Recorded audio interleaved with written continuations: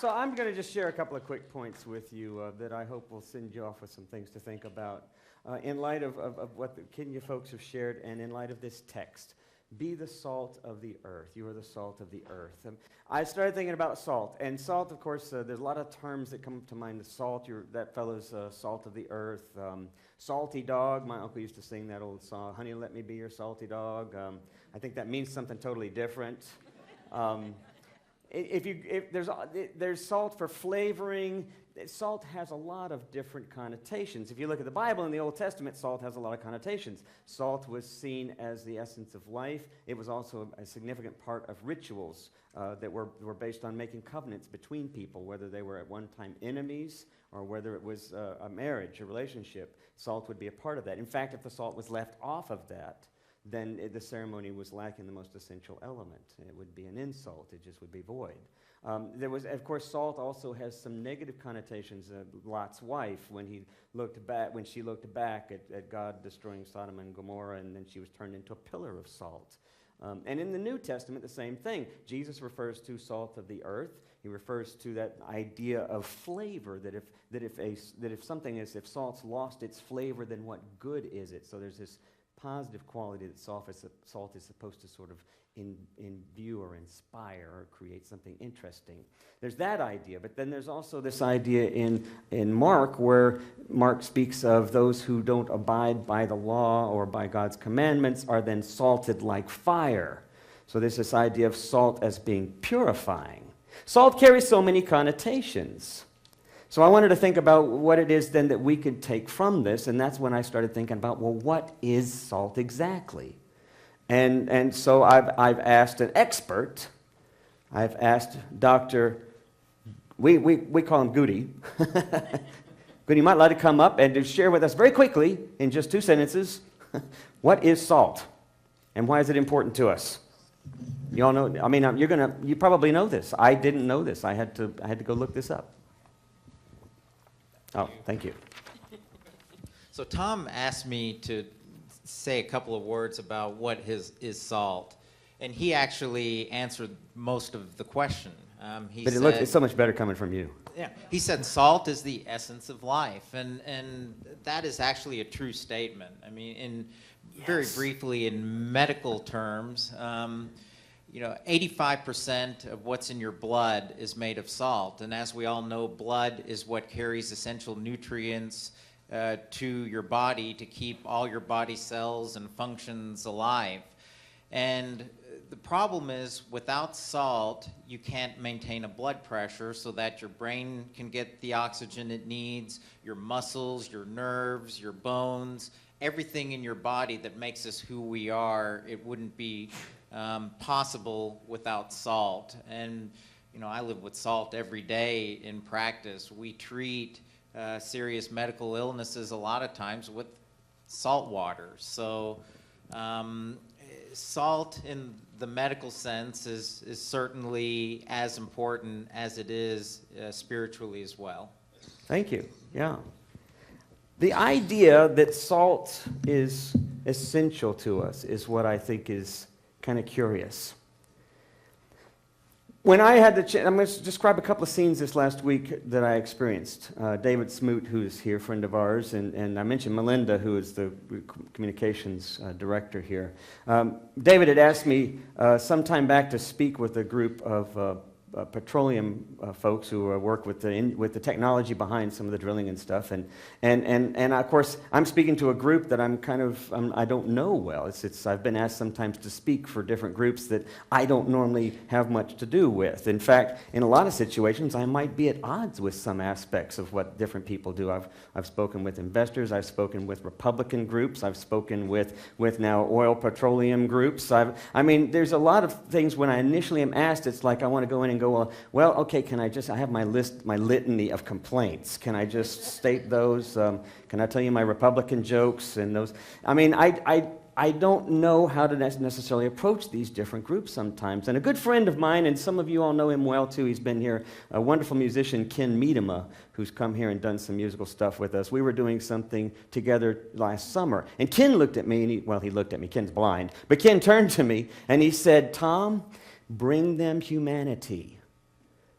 That's all we're asked to do.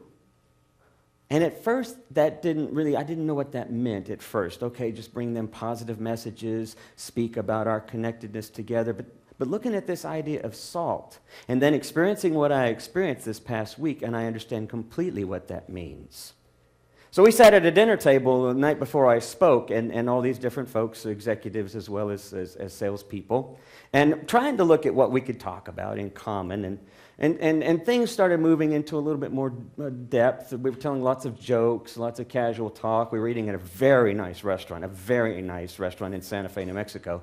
And at one point I mentioned, well, the reality is because they started talking about family. And I said, well, the reality is, I said, I have one of the most diverse families, and we all have diverse families, diverse parts that make up our family. But, you come to our family dinner, and you've got an animal rights activist, and you've got a gay guy, and you've got a right-wing evangelical, and then you've got a livid NRA member, and then you've got all these different recovering alcohol, and all these people are sitting around the table. Now, I'm not describing something unusual. I suspect that some of your tables have some of these people too. What's kept it together? How has this group been able to survive? Because I know I've talked with families where they said, well, we just couldn't communicate anymore. We just couldn't come together. Just too many differences. We're just getting angry all the time. What's kept it together has been some core sense of whatever, we're family. But not just we're family, we're going to be here for one another. We're going to say we love one another. And perhaps because we've come through some conflicts together, so we understand that above all, finding that common thing that binds us is more important than all the different things that divide us. I shared that at the table. Immediately, 2 or 3 faces lit up. One person looked over and said, wow, my son's gay. I never would have suspected that. I never would have known that. Another person talked about recovering their recovering family member, and before I knew it, we had common ground, which is always the case when we stop and share stories. It's always the case when we stop and listen to one another's story. That's where we find the common ground, oftentimes beyond all of those opinions and all of those accoutrements that we think are important in life. We find that there's something common. And then I'm thinking about, well, salt of the earth, what is that really? Well, Dr. Goody kind of explained it pretty clearly. It's essential to our body being able to function because our body can't communicate. It's essential to God's presence in the world that we are salt to one another, or God can't communicate. It's essential that we become the lifeline of common connections. It's essential that that be our motivation. It's not the core values we carry that we say, well, he's salt of the earth. Well, that could mean anything. Depends on where your values are. It's beyond all that. It's below the values. It's, in fact, what is it that's keeping this whole system alive, that's keeping this God's presence in in God's kingdom in our midst connected? It's salt. It's us. We have to be those vehicles, those electrolytes, if you will, for one another. And if the salt's lost its flavor, then yeah, it starts falling apart. And if it's all about just spicing up life, well then yeah, you've missed the point. It's not that. It's what connects us. It's what literally gives us life.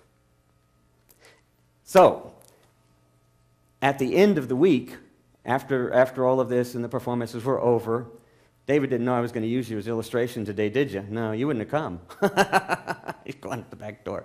So we're sitting around in this wonderful town. Have any of you all ever been to Madrid, New Mexico? Anyone? You been to Madrid? All right. Anybody else? Yeah? Okay.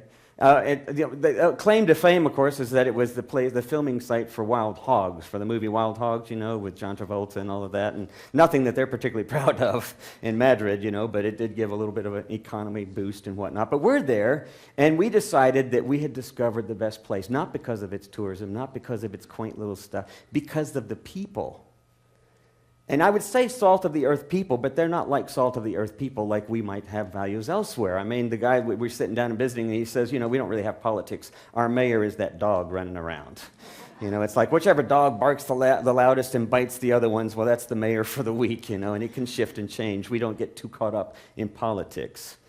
But what was fun is we were sitting there and we were having a beer and we were having some nachos and chips and just talking. And David, it's cold. It was cold as the night wore on. And there was a young girl and another guy looked a little bit older, and he had kind of a hoodie thing pulled down over his head, and she had on some earrings and stuff. And they were locals. And the fire kind of cleared. They were around a bucket with a fire in it there outside with some tables and outside this little shack of a little bar.